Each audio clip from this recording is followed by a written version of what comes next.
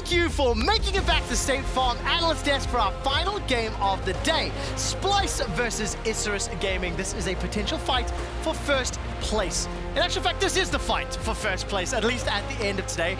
Look, let's start with Splyce. 26.5-minute victory. They came out the gate swinging and they crushed earlier today. It was a very dominant start of play-ins for Splyce. In all honesty, I thought they got a super strong draft and also pulled out some nice new picks inside of the jungle. We all know Xerxe as this innovator in the jungle, pulling out the Warwick, the Rumble in the jungle in the past, the Ivern, the Trundle even was one of the first players to bring that out. Today it was the Hecarim, and after listening to that interview, maybe something we see from him in the future, but this was a solid game one from him. Yeah, it certainly was, and whilst that's new, I also like when players remember the old counters. A blind pick Gnar came out. AP Echo has always done well into that. Xayah gets a good lane matchup, and I think that is a great recipe for Splyce to be able to solidify the top side of the map and allow the bottom side to take over. Yeah, the AP cannon, not the Echo, small misspeak there, but yes, it was the point you were talking about. And despite one or two small bad engages by Xayah early on, it didn't really matter, right? At the end of the day, Splyce very clearly showed that they were the stronger team. Absolutely. They had a fantastic performance, and now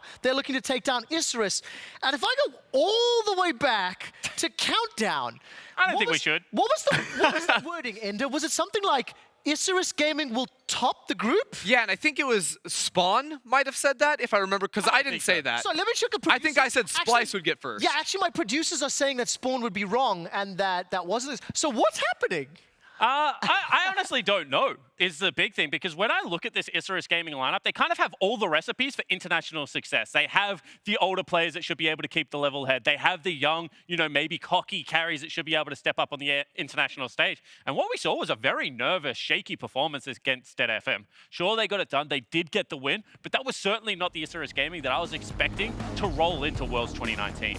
And we got this sort of an ability to measure these two teams, right? When Splyce came in and took care of Dead FM, this game was so different. It was close, it was long, it was grueling, and honestly, it felt like a couple better moves from Dead FM, and they're the ones coming out on top. It really was just in these late game moments. I think Warangelus specifically stepping up to carry it around. Out of all the games we've seen today, this game was the one that had the most mistakes and the most misplays. And I think something that Spawn, you were talking a lot about, was some of the pressure on the players. Limited number of games to perform, very strong opposition, and actually on both sides of the rift, some issues. Now, at the end of the day, Isurus did win. That was the expected result, but they need to clean that play up if they want to challenge Splyce. Yeah, especially kind of the two Latin American North stars in Oddie and Seiya. That turret dive botched on the bottom lane when they were trying to take down Xerxe. Just some uncharacteristic moments, but I think it is rather easy to shake them off if you win. If you had lost that game, you feel much worse than you do. You just scrape by with the win, and now you just put all of your attention on Splyce. And I still saw some of those team fundamentals, right? Like specifically Seiya and Warangelus picking up so much more CS than their opposition, playing all three lanes of the map and taking away jungle camps. They still have those down, which are the good things to actually see. And when it's mechanical issues being the more problematic, the more obvious ones, I think those are the easier ones to readjust. We've spoken a lot about Warangelus and how, we kind of came in, we were anticipating Seiya to be the pop-off guy, and in the first victory, it was Warangelus that really impressed.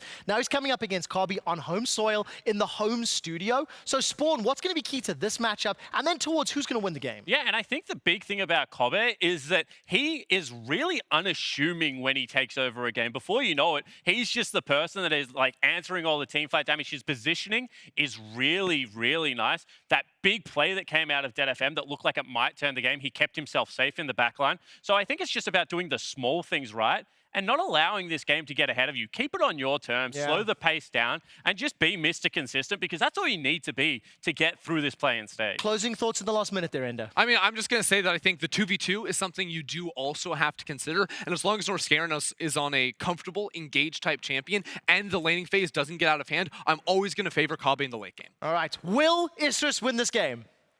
No. No. Let's see who goes undefeated on day one. We'll leave it to Atlas and Egypt. Thank you very much, Quick Shot.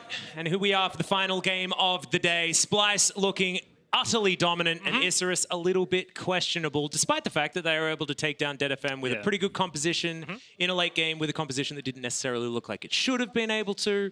So that probably works in their favor. But like Jake said, they looked nervous. Yeah, I agree with what a lot that they were saying in the analyst desk, right? I think nervous is a very good way to describe it. It did look like an uncharacteristic game. And the big thing for me is not even just like this game here, how like play-ins is going to progress at the end of the day. Like Group 1, very even, Clutch now kind of solidifying themselves, like getting back on track. But Group 2 so far, like Dead FM, looking a little bit rough. But can Isurus like stay equal? Because Splyce was super dominant. They smacked Dead FM. The Nocturne comp definitely didn't work. It was super rough. By like 15, 20 minutes, they had enough of an advantage and they were playing cleanly enough. You're like, yeah, okay, like this game is going to be theirs. It's just a matter of time when they can close that one out. Like, does Isurus stand more of a chance, or do Splyce cement themselves as top dogs? And also, can Isurus start something off more early than they did in game number 1, or the first game that they played here in game 4? Splyce going to start off though. Cat on a book is going to be banned away here as we hop into Champion Select, and the Qiyana going to be the answer on the red side here from Isurus. Crocodiles also not allowed. Yuumi is kind of an interesting one. Heading into Worlds, it's like how impactful were the nerfs? You went from an 80% slow at max rank to just flat 20 at everything. Yeah. Is it going to be enough? Obviously, still pairs very well with the likes of an Ezreal. A Lucian can be an oppressive lane, but in terms of late game, the slow just isn't as impactful as it once was. But Splyce on the blue side feeling necessary to ban that one away from slow on the bottom side for Isurus. Well, Xayah going to come in once again here for Kobbe. Looked great on it earlier on in the day, and we'll just hop back to it. Very, very safe. Certainly something that he can make use of here, just like in any composition that Splyce want to put together. I can certainly respect it. As Isurus, I want to see a change-up of how they attack this draft. Rumble, very strong at the moment, has been left open here in this particular pick ban. So is GP. Yeah, and he's going to be locked in. Buggax going to grab that one for himself. We've already yes, seen Wukong, of course. Yeah, the classic. We've already seen him played today. Zach would be an interesting one, but GP is kind of like one of the most blind pickable top laners. The matchups aren't that bad. You scale incredibly well. Do kind of put this target on your head where the team opposing you feels like they need to do something to take you down, but Grasp just keeps you up. Oranges, everything is fine up there. This may just be the classic Xayah Rakan into Nautilus and Kai'Sa sort of bot lane matchup if everything does go to plan. One of my favorite lock-ins here on this side is the Rakan and something like a Elise or something like that. But when you've got Vizicsacsi, who does have that shallow champion pool that he's known for, it is the Gnar that's going to be locked in with Gangplank taken away from him. Decides he doesn't want to head towards the cannon this time, and it is going to be his ever so comfortable Gnar up there. But Gangplank doesn't do badly in this matchup. Yeah, can be kind of troublesome, I believe. I think Gnar, like especially for Vizicsacsi, like that is a good choice. Like comfortable champions, he's played the Kennen, he's now played the Gnar there. Those guys aren't at like the height of the meta. A bunch of play-in teams, especially in this group with Dead FM and Splyce, have some of the highest Gnar prio than any other teams kind of at Worlds just in general. So you do expect it to see it here today, as the expected lock-in of Nautilus was there. But yeah, super standard stuff from both of these teams so far. Nothing super unexpected just yet. Yeah, not any flexible champions also thrown out. I guess in theory it's Nautilus that could be put in a solo lane if you want to, but unlikely. And so everything going, like you've got Gangplank versus the Gnar, and you've got the bottom lanes there. So junglers and mid laners for both sides. Yeah, and you mentioned the flex, and I want to kind of harken in on that point just a little bit more. Red side Isurus, they're a team that domestically Warangelus used to be a mid laner. Seiya, really big champion pool. I mentioned it earlier. He played top and mid and mid and AD professionally. Top laner, played like 18 champions with a max of like 2 games per champion, right? Like that's 2 games, that's it over the course of a season. So 5th pick red side makes like flexes super troublesome. Obviously this won't necessarily be the case here, but options are kind of always open here for Isurus as they look for the next lock-in. Yep, Cassiopeia going to be banned away. Of course, Warangelus does like to head towards that one ever so slightly when he has the opportunity to get on an AP champion. Ooh. Elise in, picked up for Oddie, an old favorite for from him from back well back in the day, man. I'm thinking back to like 2016. You know, you were playing in the tournament that he was destroying people on the Lee Sin with. And I've always said, like, League of Legends is good when Lee Sin is in the meta and Thresher in the meta. Like, those champions are just fun, skill expression all over the place. Like, the champions surrounding it in that sort of place are super enticing to watch. LeBlanc, exactly the same sort of situation here. Yeah, Humanoid's LeBlanc is going to be picked up, looking like a really standard comp here from Splyce. But a whole lot of different tools and a whole lot of flexibility, as that was a volley bear. Don't know where that one would have been. Jungle volley bear, you reckon? He's just a brawlers player. Yeah, he does seem like a brawlers player. We're going wilds now, as Jarvan would be the ultimate tier list choice here for this composition. Jarvan and Gnar have been best friends for a really long time, and they've set up a team fighting front-to-back composition that is extraordinarily standard, and it will be answered by the Lissandra. Pretty, you know, it's been common in the past to pick the Lissandra into the LeBlanc, but it's been falling out of favor. Yeah, and talk about this game in like different respects. You look at Splyce, they have 1, 2, 3 like dive forward engage tools, and then you have the double response here from Isurus. With that, the Liss lock-in, yes, LeBlanc matchup just in general, like that is good in isolation, but then if your Rakan is diving in, Gnar, Jarvan, all the same, and then you drop Liss ulti, GP ulti, you have Nautilus in the middle, you have GP kicking people back. There's so much disengage here, so very interesting sort of matchup here too. Relatively slow teams, and Splyce going to have to take it to them early. Yeah, and Splyce taking it to any team early isn't necessarily something that we expect from this squad. That being said, I mean, if you're talking about scaling, I think that both of these teams are going to be pretty happy just moving towards later stages of the game. I want to see more from Isurus as far as clean play, deliberate play in the early game. They can't have their shaky style that they had in their first outing in game number 4. It needs to be tidied up against Splyce. And think about exactly what Jake was saying, right? Like the, or Spawn, I should say. The dives in the bottom lane. Like, you're being punished by a Karma. Like that doesn't feel that bad. But if in this game you're messing up dives, you're being punished by the likes of a LeBlanc, like that is just game-ending territory. Like, she gets so much freedom, she runs over the top of you.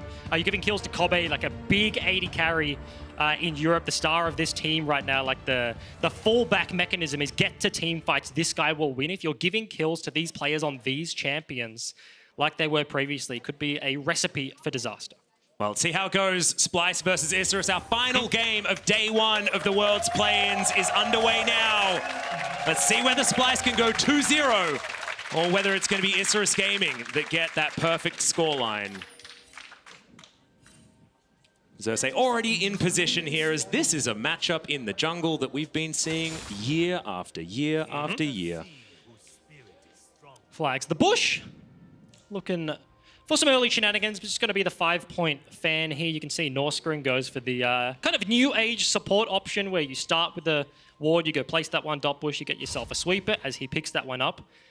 Bush control in this sort of matchup where engages can come swift and fast, and the AD carries don't really have responses, right? If a hook lands onto Kobbe's Xayah, that can be a really bad time, but if a knock-up lands onto Warangelus' Xayah, the same can be said. So going for a very early sweeper on Norskeren's side should give them a little bit more control of those bushes and grant somewhat more of those opportunities. You would expect, at least early, pre-6, the Xayah Rakan to be able to look for things if they want to. Yep, and we'll see whether this Xayah Nautilus bottom lane falls into the same struggles that Mammoth had as well, with Splyce being able to potentially play around it. I think that the tools on Splyce's side aren't necessarily as good for utilizing that.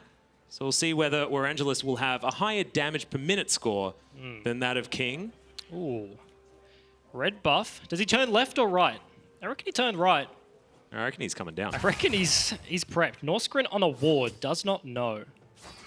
I want this level 2 gank to happen. So, is it on the range minion? He's going to auto it. Yep, here we go. There's the flash forward. Gets the flash in trade, though, as the dredge line goes completely wide. Yeah. That is probably a blessing in disguise. Don't know whether he wanted to go in on that one, despite having the Aftershock available. Ooh, you can see the stutter step there from Xerxe, though. He walked up, saw the blue was missing, and was like, okay, it's already gone. Realized on the minimap it was actually being taken, but... Okay, Oddie's not going to opt in for the map split. That's very often what you see with an early gank. The other jungler just like opts in for the trade, completely split the map, but that is certainly not going to be the case. But that did take a fairly long time, right? Like in terms of level 2 ganks Normally it's red buff, walk bot immediately, let's just flash, let's go, because I don't have time to waste on my first clear. That's not necessarily the case, and I don't think Xerxe is going to be super punished in this matchup, but certainly something to note.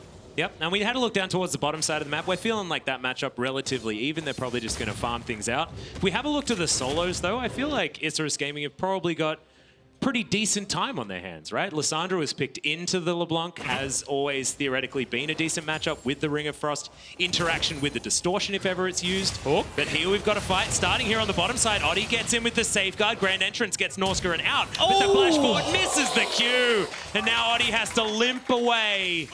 Oh no. Disastrous there from Oddie. Very nicely timed stutter step. That's a flash. Gets the passive. Buggax is burning him down. Waiting for another parlay. Can he get there? Needs to stay in range and gets the first blood. Solo kill for the Gangplank top lane. Can he live from the Jarvan though? Warding the bush barrel will give him some movement speed. Dodges the flag drag. Yeah, is able to slow him down quite a lot there as well. Gets a flash out of Xerxe. That's definitely good news.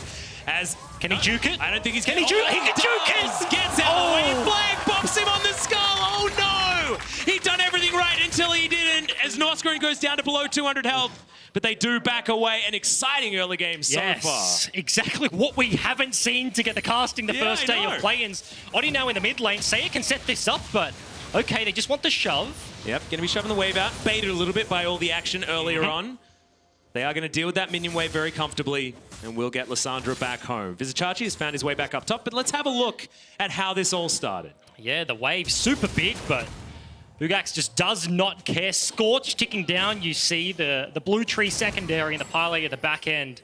And he played this just about as well as he could, right? At the end of the day, it was the flag, bonked him on the head, dodges out from the first one, zooms away, also sneaks in the auto attack, gets the passive ticking away there, and TP from the Gnar gets himself back. That was super nice, and honestly, we'll call that one unlucky. That's the harder one to dodge. You kind of just point and click on the head, but I feel like he could have almost well. outranged it, but look, hindsight's 20/20 and all that sort of stuff. As Splyce now just trying to gather it all back up again, and as the dust settles, we've got 100 gold lead, so nothing to happen here on either side. We'll need more from both of these teams. And I think gathering our thoughts is important. The Gnar was locked into the GP, right? And we've now just seen Vizicsacsi get straight up solo kill without jungle attention. Like, the response was there very reactively, but unfortunately the matchup not going his way. Of course, the solo kill came as the wave was dying, so you expect GP right now to be down in CS. And the bottom lane gank was almost turned around. You saw the 2 versus 2. Actually getting pretty frisky down there. The flash is gone from Norskeren, a heal from Kobbe.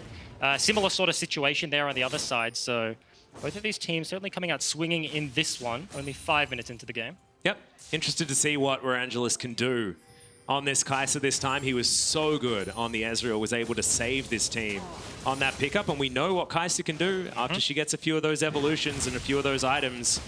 And see how this matchup works. Seiya has Aftershock and presses W when Humanoid presses W. Cues you in the head. That was level 5 to level 6, but yeah, the resists there kind of just denying everything LeBlanc wants to do. Bottom lane receiving a bunch of attention, but cheeky pink ward.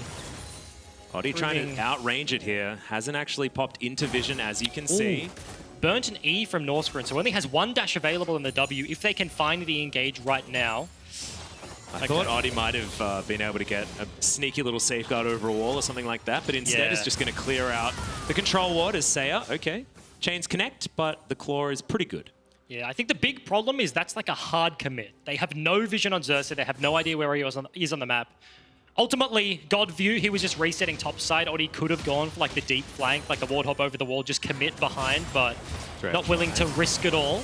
Yeah, slow now without the Aftershock. Does take some real damage, but gets himself to safety comfortably, and it's all going to be fine. Kobbe and Norskeren just hold on to these minions to try and keep the minion wave on their side of the map very, very easily. Oddie now gets himself towards this red buff and finds it with a sonic wave. Xerxe already there. And it looks like Oddie doesn't want to go for this 1v1. Yes. Super difficult with LeBlanc in the position she is right now. Seiya would be super long rotation away between a pink ward, but actually went in for the play, didn't get the steal. Yeah, wasn't able to, and another flag is going to come down. Now Humanoid looking for flashes to try and get the chain. Looks to offer some damage back because he can't do anything else, and Norskeren is going to grab that kill.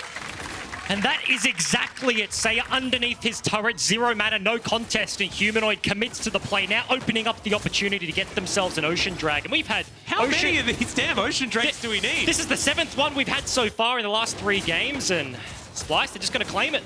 That's the maximum amount of Ocean Drakes we could possibly have at this point in the game. That is true. That's insane. Okay, so next one is going to be an Infernal Drake, and maybe that is a sign of the tides turning. Potentially, fingers crossed. I will say, as we kind of jiggly take a look into the top side, Vizicsacsi's clawing his way back into this one. You expect, after what happened in the early phases, the matchup to not be sitting in this position, but... Yeah, Wallop comes in, and Buggax is going to eat some oranges a little bit too late. CS lead there. Gold lead, of course. Got to be there for the GP. Got the doubloons. Doesn't have the Klepto. Got himself the grass for the matchup. But now Oddie looking to shepherd his top lane through this one. Gank opportunity now. Mini Gnar. No rage to be seen. So Vizicsacsi not tanky at all.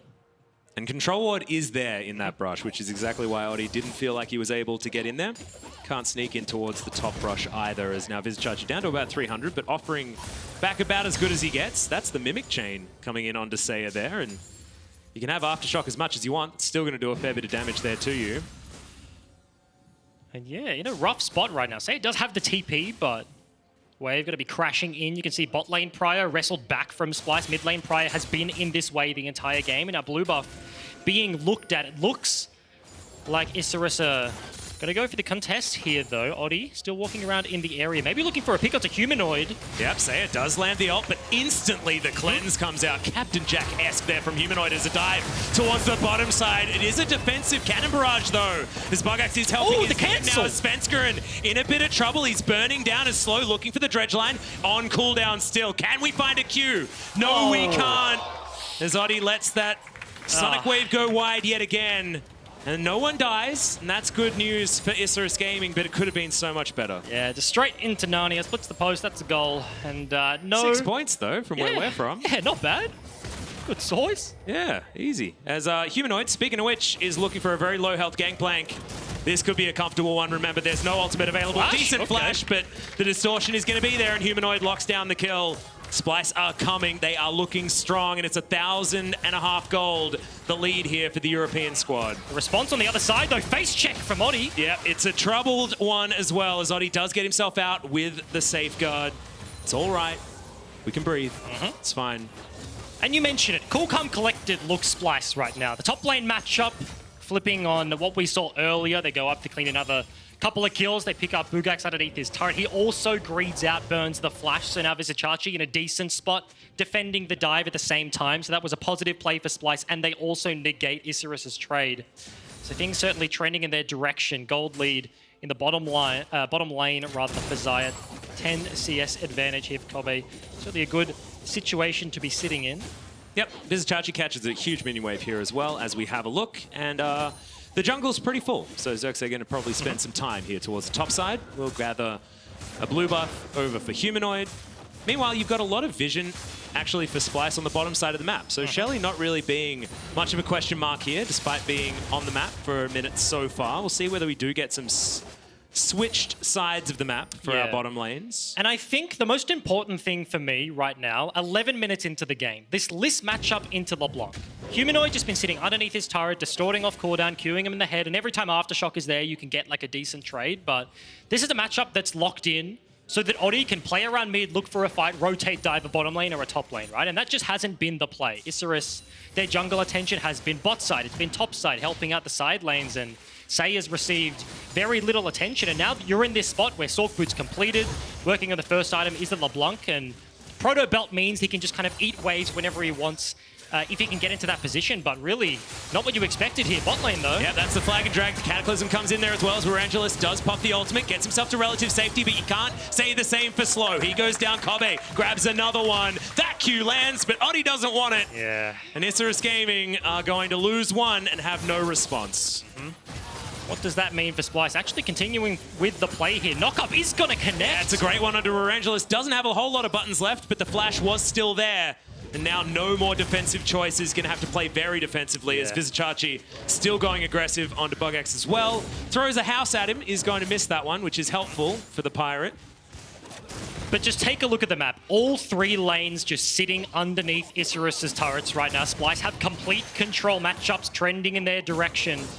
Dragon on the cards, 10 seconds on the Infernal. They've already get themselves an Ocean, now setting up the vision line, pushing forwards in. And you see a level lead in the mid lane, a level lead in the jungle. Splyce certainly looking the goods right now. Yep. And in one of the most comfortable compositions to look like it in as well. They've got almost all of the options when it comes to what they're going to do as this game moves forward. And a whole lot of late game power as Humanoid decides to jump in onto 2 people. That's ambitious. Interesting, yeah. Ambitious is a word. Yeah. Oddie face checks a Jarvan, gets the hell out of that one. Humanoid did have to burn the cleanse. So it's not for naught. Got something in the mid lane, but it's going to be a complete concede here for Isurus. No way ability to get into this one. You can see the vision control pinks on either side of the river. Nothing to be done about this one. Yep, and that was the pinks that they prepared earlier as well, right? This is Splyce thinking a few steps ahead, making sure that every objective that they're going to be picking up is lined up in a row, and they get the vision there, they do their homework.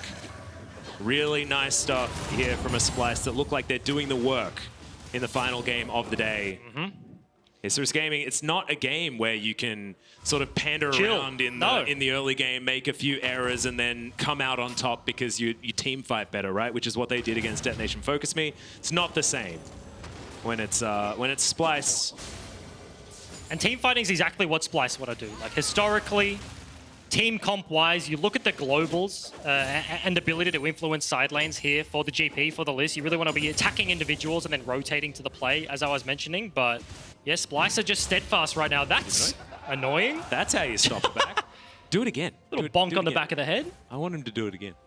Ooh. He's not going to. Oh, and E-burnt. Disaster. Well, speaking of disasters, Warangelus is here, does have the ultimate, is going to use it, but Norskeren knows exactly what's up, and Kobbe is going to be delivered on a silver platter. Yet another kill. 2-0 now on the Xayah. The rest of the team just making sure he's well-fed and comfortable in this game. Yeah, and this bot side of the map continuing to be attacked. They get behind Isurus's bot lane, clean up the AD carry, going to take away a blue buff as well. We've seen so many blue steals today. Just alone. Oddie, whoop! Yeah, what are you doing, Lance? All the distortions, the chains are in there as well. Flashes out of the way of Norskeren, but is going to survive for the moment. Seiya's there, protects his jungler. But that was too close for comfort. Another blue buff going to be stolen as Slow is holding on to this minion wave to try and give more gold over to Warangelus, but oh man, 5,000 gold is the lead here, and Splyce are not looking like they're letting up as there's the flash Gnar into the wall. Chachi's woken up, gets the solo kill onto the jungler, and Seiya says, well, it was nice to see you, but I'm going to pop out now, and you can feel free to go home, and he does just that. 0 mana, 0 ability to help out his jungler, and maybe a second turret to boot. They take bot side, they take blue buff, and rotate towards the mid lane as well. Splyce, as you mentioned, 5k gold lead, super significant, only 15 minutes into the game. This is certainly a one-sided affair so far. Yeah, and we were talking about the fact that Splyce were using Vision to set up for their next objective, things like that. Shelly is still on the map, but they'd like to be going for a Baron at this stage. Feels like they've got that much control that is going to be the next look-in for them. Thankfully, there is something in Baron's house at the moment, and that is Shelly that's occupying the space. And despite the Rift Scuttler being there and available for the Vision for Isurus, it's still not going to be something that they have any right contesting. Oddie, no Dragon Rage kick just yet, as Isurus do move themselves up towards the mid lane, but nowhere near the Rift Herald, which can be used to break open one of these turrets, whichever one they would like. Yeah, and I think something about this game in the current position, right? We're only on to day 1, so maybe it's too early for this conversation, but in terms of like European seeds coming into this one, Splyce third behind, like a very dominant like G2 and Fnatic. There's like a clear 1-2, then Splyce. Yep. And if they look super dominant in their group, Isurus, one of the favorites of all the emerging regions, they look strong. They have a good performance here today, and they cement themselves, whereas like Clutch have faltered. This could be a very good sign here for Splyce, and I'm most interested in looking at how they close out this game, right? Like, is it going to be clean? Is there going to be missteps? About how do they cement themselves as a group's contender for Worlds, like the big event once they get out of the play-ins, and success rate and confidence in the current iteration of Splyce. Yeah, and I think it's a really interesting point to bring up because we've already had to question a few of those things with how Clutch started, with the fact that Unicorns of Love were able to take them down and then lost to Mammoth, that group, completely even after day number 1 and everyone's faced each other. It's interesting to see how it is going to evolve, as Splyce are certainly looking like the dominant team in this game, but is that going to indicate anything when it comes to how everybody else matches up? Because we only get to see group play within these 4 groups. So tomorrow we're going to have a look in on the rest of them, and that's when we get to see where the Darmon are all they're hyped up to be as well. All heard the whisperings of how things have been going. Spoiler alert, word on the street is yes. Pretty good, yeah. Yeah. So we shall By the way, see. that's LCK team. Oh, so yeah. if you're looking for a job, you know, certainly there is one going. Just have a look on Twitter. We can send you towards the application. You're such a disgusting shill. Happy to do it. You're a corporate Happy schmuck. to do it. It's the corporate that I love, though. But that's you know? okay. The corporation, sorry. A corporate isn't a noun. 10 seconds. That's a comfortable gold graph there for Splyce. Just a step ladder. Yeah, this is Splyce coming online at 7.5 minutes, though. That's terrifying. That doesn't. That's not on brand. Ooh, Not at all. blind. Speaking of which, that's going to be an ult onto Norskeren as he gets himself out. Oddie down to about half health. The Cataclysm comes in, but already Isurus have got that first kill, traded immediately as Slow does go down. The feathers are retracted and Seiya is stunned up as Humanoid trying to get that poke damage in. Vizicsacsi turns up, but it might be a little bit too late. As Buggax is going to eat some oranges. He's going to be K, walks past the house. And he's just fine. And Splyce, they do go 1 for 1, but that probably feels good if you're Isurus. Yeah, in creative play as well, completely blind. They had the setup. They knew they were walking in that direction, but Norskeren, no vision actually in the bush. Looking for that play, almost costs him the life, but actually takes down Oddie, grants access to this Infernal Dragon. So in a world of triple oceans every single game, a pre-20-minute double Infernal Dragon team with the likes of Xayah, Rakan. They've got the Jarvan. I mentioned the 1-2-3 combo of Rakan, Jarvan, Gnar over the top. That certainly feels good, and team fighting is where this team is comfortable. 20 minutes on the clock. Baron is spawning. Team fights are certainly on the cards here. Yep, and that's another Infernal Drake coming up as well. So gone are the opportunities for the triple ocean. Remember, guys, after this game, make sure you stick around. We've got the World's Countdown with Jap, Vedius, and Spawn, and this is the replay of Isurus Gaming finding the kill first. The Slow still fall. Yeah, and unfortunately for Slow, at the end of the day, just a little Nautilus in a big bad world. He just dies in the river, but the trade from the solo laners is the big news story here from Isurus. The list, the GP, the damage is sort of getting there, especially the GP, but when it comes to comparison on the other side of the rift, this is now a crit AD carry sitting on 2 items, the Essence Reaver, the IE completed. Whereas Xayah, Warangelus right now, not even completed his Gwynsus, doesn't have the transform on his Muramana, so he's a while away from relevant damage, and Splyce just spiking heavily right now. Yeah, 20 minutes, and they just wander up to that outer turret in the mid lane. Not a lot that Isurus can actually do when this freight train's heading towards them. I really love this from Kobbe as well. It does have the Infinity Edge as item number 2. We've seen a lot of the rapid fire cannon coming in second, but I feel like this is a more powerful like 1-2 punch rather than needing to get to that last item, Infinity Edge, as far as those first 3 are concerned. So Kobbe going to be doing a hell of a lot of damage here in these upcoming fights if we are going to see them. So we crest 21 minutes. I also think range-wise, like, he doesn't really need to invest very early in the rapid fire, right? Like, the rest of his team, as they're the ones with the gold lead right now, they want to be progressing the game. They're going to be forcing these fights. Like, a Jarvan and Gnar is going to buy so much space that, especially against this almost entirely melee range composition there from Isurus, right? Like, Liss super short, GP super short, Xayah, yes, is there, but Xayah will somewhat outrange in a team fight in terms of effective strength. So I like the decision here from Kobbe. Yep. I don't think you need to worry really about Warangelus anyway. Theoretically, if it's a fight for a Kai'Sa, he's going to be diving into the backline, getting a heck load of damage with his Q and things like that, and then dancing around with the Supercharger after the Killer Instinct. Yeah. And now this is how the things work, you know? This is the most contentious part of this game for Splyce. How do they break the inner ring? It's very easy to break the outer ring of turrets. You just walk up, they get conceded because they don't want to fight for the objective. But do they want to force a Baron, force a team fight? They have the tanky stats. A lot of compositions in the current meta, it's like, okay, yes, we will kill a Baron very quickly, but also if they'll just kill us if we're tanking a Baron because we have no HP bar. So they have a Jarvan and Gnar to do that with, but they also have options in the side lane, and that's looking like the play for them right now. Humanoid just gets thrown bot, Vizicsacsi gets thrown top side. Now they're probably going to flip that up and do the opposite side of the map, but still same functionality and just play the map, play either sides of the Rift, the slower, safer play, and not risk a super big fight around the Baron. Yep, and if they can get those minion waves into the positions that they want, then they can comfortably move towards a Baron play if they would like to. Fair bit of damage going to be available. The Zeal now completed for Kobbe, moving ever so slowly towards that third item completion, where it feels like Splyce will be able to just take whichever fight they feel like. 5,000 gold the lead. And Randuin's Omen now done for Vizicsacsi as well. And I like this build. I feel like it's halfway between that full tank Gnar that we saw in the previous game and a more damage-oriented Gnar. So going to be offering that extra damage augmentation to Kobbe. This is like 3 shapeshifters Gnar, and that was like 6 shapeshifters Gnar. Too much HP. Yeah, that's true. There's 6 shapeshifters Gnar, like without a sorcerer buff or anything giving anyone else damage. You know, that was our more recent one. As this one's got some, you know, some other stuff. It's good news.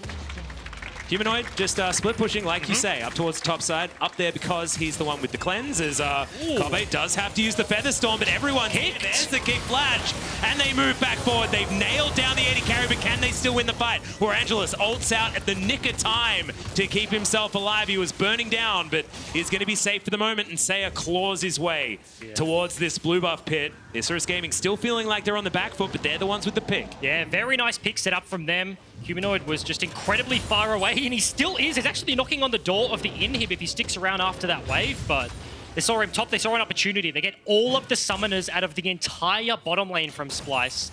Ulti, the Featherstorm was not enough to keep him alive, and yes, they burnt some buttons of their own, not flash, leave flash, so opportunities cost there, but necessary pick to take down the Xayah, because looking at the AD carry comparison, we're still not at the transform mark, right? We're waiting on the Nashes for the Kai'Sa, but 50 CS deficit is Warangelus right now after a super strong performance in game number 1 is struggling here versus Kobbe.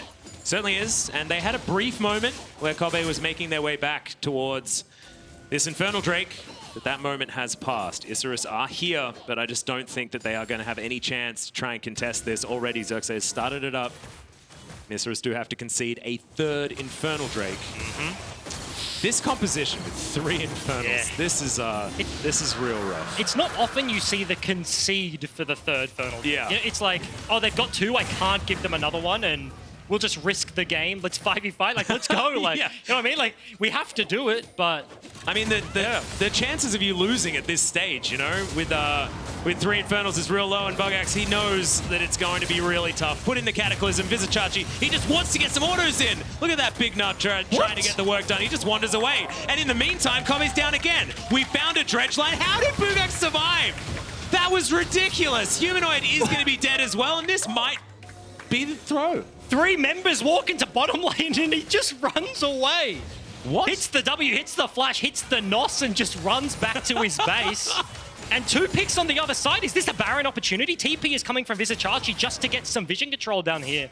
They have the relic of the pink ward, but Isurus out of nowhere find 2 picks, and they're just going to start this one up. Yep, Xerxe is alive, so he can get there to try and contest. Seiya is going to come in with full health, full mana. On this Lissandra, he can ult Xerxe to stop him from getting his smite in range.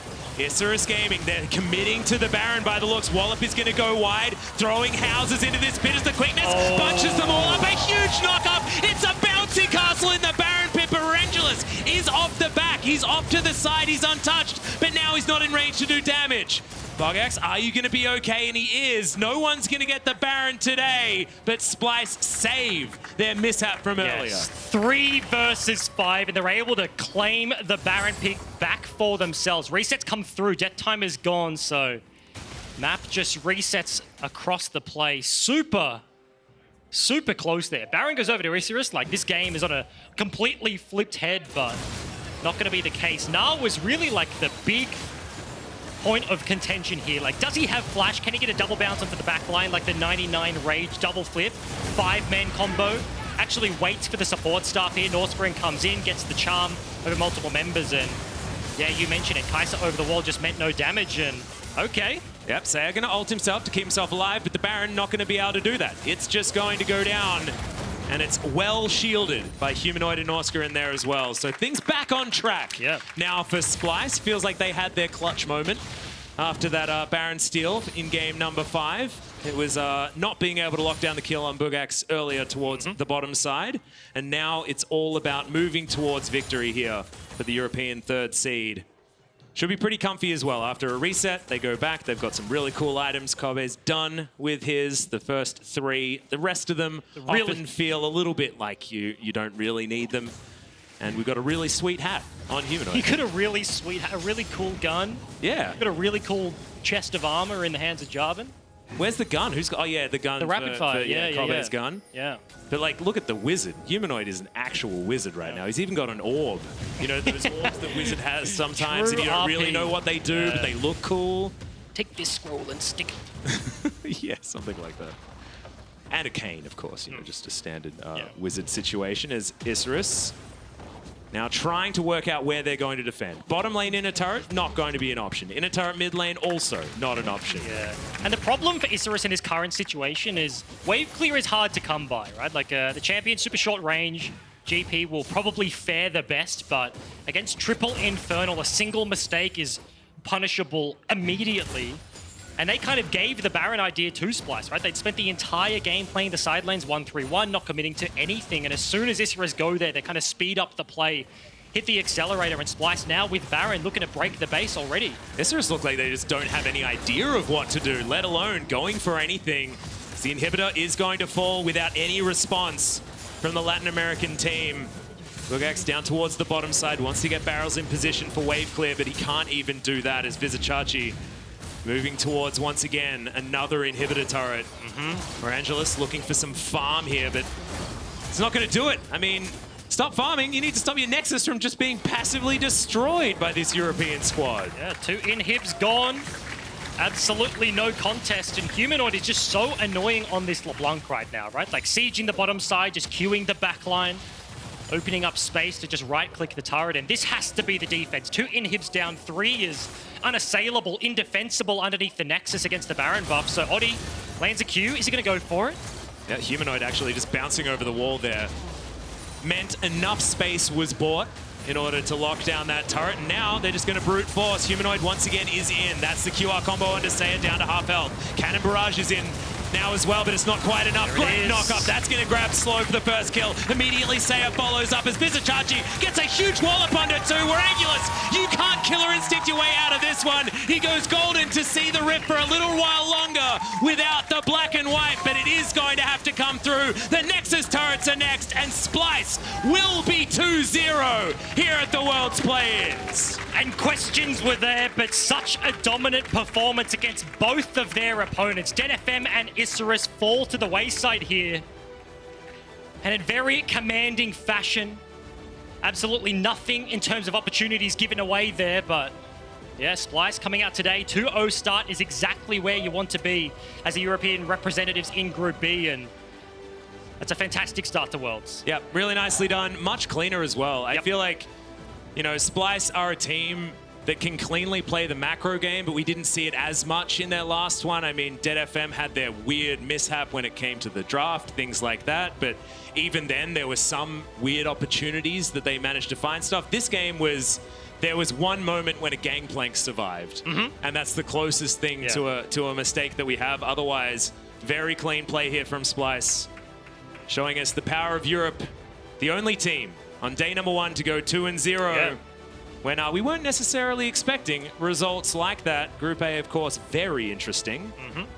And I think I like the way that they did it in their fashion. Like super team fight League of Legends, eventually when it came down to it, like that was a slow game, hit Baron, just end the Nexus on that one singular push. They went the entire ring of the base, bot all the way to top side, just breaking everything, and uncomfortable champions, right? Like the GP Gnar matchup, contentious. Vizicsacsi, yes, he got solo kill, but the bounce back, huge performance. The one member with the big play to kind of defend against the Baron buff. I really like the way that they played with around like the Gnar and Rakan multiple times over the course of this game. Norskeren, I think, reasonable performance here. And yeah, across the board, this is just a good-looking team. Like as boring as that sounds, like they've just looked good. Like hands out, better than their opponents. They play their style. And that's 2-0. Yeah, and I think the really interesting thing here is I'm trying to think about who I would give player of the game to, right? If I was going to for this game. And honestly, it's a really difficult question. Yeah. Because when you've got everyone playing really well and cohesively as a unit, it's like you want to give it to a coach or something like that. It's like, who taught them how to do this, right? Like, but I kind of want to give it to Xayah. Yeah, the bounce Managing back. to turn around a matchup like that when he hasn't been a player necessarily known for those sort of reactions in sticky situations, I think is worthy of that. So really great to see that from Xayah, especially when he's a man that's worked so hard to get here to Worlds and has finally done it and has gone 2-0. Yeah. The first time of asking. Really, really clean stuff. Yeah, certainly. That's exactly what you want to see. But like other members as well, like Kobbe, like Jake described him as unassuming in the way they play the game, the way they get to team fights. That was exactly it. You're looking at the laning phase, it's like, oh man, there's so much jungle pressure. Is a Lee Sin Q gonna land? Like, oh my god, Vizicsacsi got solo killed. Kobbe's just like, I have a 50 CS lead, by the way. Things are actually fine. You want me to right click? Like, I can right click, that's fine. There's like multiple different ways in which Splyce just handily like took over that game, and yeah, you have to respect it. Yeah, it's exactly right. But Splyce went 2-0 on the day. And for more, let's hear from Kobbe, so let's throw it over to Dracos. Thank you very much, Atlas. I am, of course, joined by Kobbe. It's this commanding day for Splyce. From start to finish, it felt like you guys were in total control. Now, looking ahead, you've beaten both your opponents. Is it safe for European fans now to expect the 4-0 when we move to day 3? I mean, of course, nothing is safe, but I think we can easily get the 4-0, and that's what we're looking for too. So, yeah, I mean, this game went a bit longer than the first one because I did a few mistakes and we did a few mistakes as a team, but I'm not too worried because I feel like we're just much better than these teams, like already from laning phase, and it's, yeah, we should get 4-0. When you talk about that difference and that discrepancy in skill, is that individually, mechanically, or is that things like how you move around the map, strategy in terms of how you play the game, read on the patch? What actually separates you from the teams that you're playing against? I mean, generally early game, or it's not like you're just 10 times better in lane like in the old days, I think. It's more just like how you manage the wave, how you work with your jungler. And of course, I think there's some skill discrepancy as well in most of the lanes. And yeah, I think mid-game we're also just, I mean, it's easy to say when you get ahead and we get early leads, but I feel like we're able to play the game well and most of the time. So it's a bit of everything, I guess. So looking forward, a lot of teams you could potentially face if you are able to make it to the best of 5s to fight to qualify for the group stage. Who do you think is the biggest threat, the biggest competition that you do have your eye on at the moment? I mean, we only saw 2 of the groups playing so far, so I think the only team is like Demon is the biggest threat for sure, but if we get first seed, we shouldn't run into them. And then I don't really mind too much if we play against after because I feel like whoever else there is, we should be able to beat in the best of 5. Otherwise, we don't really deserve to be at group stage. So. All right, as a final question, a lot of fans are kind of putting Splyce in a tier below the likes of Fnatic and G2. I kind of wanted to get your take on that perception. Where do you see Splyce in terms of European representatives? Are you much closer to G2 and Fnatic than people expect? Are people overrating those teams? What's your take on it? I don't think people overrate Fnatic and G2. I think they're really good teams, and we're like trying to get to their level. And I think on our best days, we can play just as well as Fnatic, for example. But it's just about doing it more. And like we basically did a lot of work on our mid game, which shows in some of our games that we can actually play faster. It's just about doing it more and more, so to say. But I think we just have a lot of room to surprise since there's not as big expectation on us compared to Fnatic G2. But I think we can do really well too. All right, well, I'm excited to see how far you can go in the tournament for now. 2-0 is a damn good start to your first day. We're going to send it over to World's Cooldown to further break down the day.